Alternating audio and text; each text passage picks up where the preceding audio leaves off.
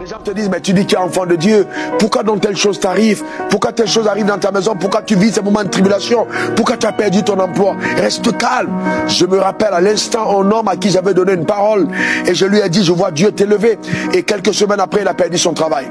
Et cet homme a commencé à raconter à tout le monde que ce gars n'est pas, c'est la parole que Dieu m'a donnée n'était pas une bonne parole. Et donc, quand il est revenu me voir, je lui ai dit, je sais que Dieu m'avait dit de te donner cette parole. Et après, un autre jour, il était assis dans la foule, découragé, et j'entends le Seigneur qui me dit, je t'ai fait perdre de ce travail, parce que en fait, ce n'est plus la saison pour toi d'être ton employé, mais d'être ton employeur. Et donc, justement, il a reçu une idée divine, et il est quitté de l'étape d'employé pour devenir un employeur. Peut-être que Dieu avait juste permis qu'il quitte cet emploi, parce qu'il aspirait à quelque chose de plus grand. Et la société dans laquelle il travaillait ne pouvait pas lui donner, justement, les choses auxquelles il aspirait. Il aspirait. Aujourd'hui, c'est un chef d'entreprise, et les choses sont en train d'être davantage bien pour lui. Oui, donc le fait d'avoir été chassé d'une entreprise ne veut pas dire que c'est la fin pour ta vie. On t'a peut-être poussé justement dans l'accomplissement des desseins de Dieu pour ta vie. Imagine Moïse, quand Moïse sort d'Égypte, quand il est en train de fuir dans le désert.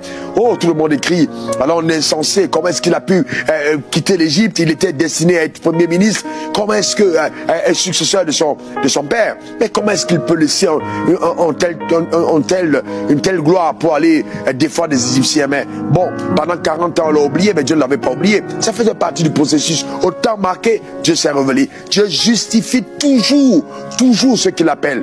Quand Moïse est revenu en Égypte, c'était dans une gloire sans pareil. Il avait entre ses mains la verge, il avait entre ses mains l'autorité du divine. C'était une autre expérience. C'était un autre Moïse qui avait été transformé, qui avait été changé, qui avait été visité.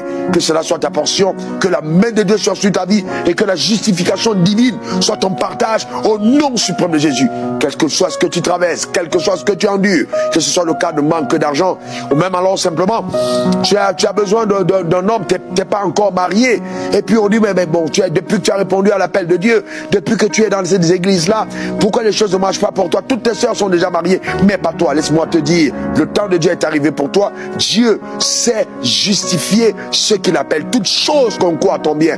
Le jour de ton mariage, ce sera plus glorieux, ce sera plus rayonnant encore, parce que la main de Dieu, elle sera là pour démontrer et attester que tu es vraiment le choix de Dieu. Ne te décourage pas, n'abandonne pas. Ceux qui se découragent, ceux qui abandonnent ne sont jamais des vainqueurs. Les vainqueurs sont ceux qui ont appris à ne jamais abandonner. Les temps difficiles arrivent, ils sont peut-être là pour toi, mais sache une chose, toute chose concourt au bien de ceux qui aiment Dieu. Alors qu'est-ce qu'il faut faire? Continuer d'aimer Dieu. C'est quand on aime Dieu que toute chose concourt à notre bien.